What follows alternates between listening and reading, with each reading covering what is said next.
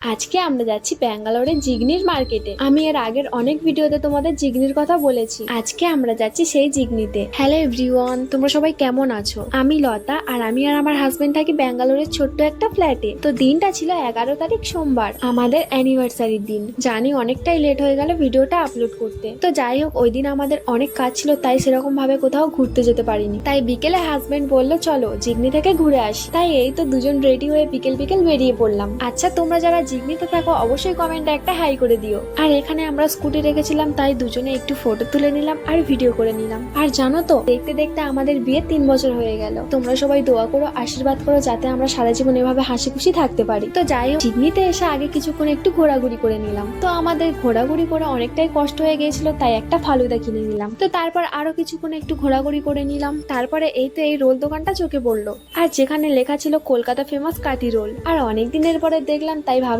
এখান থেকে একটা নিয়ে নি। তো এখান থেকে রোলটা প্যাক করে নিয়ে এবার চলো বাড়ির দিকে চলে যাই। আর দেখো আজকের আকাশটা কতটা সুন্দর। তোমরা অবশ্যই জানিও আজকের ভিডিও তোমাদের কেমন লাগলো। এবার চলো ঠান্ডা হাওয়া খেতে খেতে বাড়ির দিকে চলে যাই। তো যাই হোক, আজকের দিনটা আমাদের অনেক ভালো কাটলো।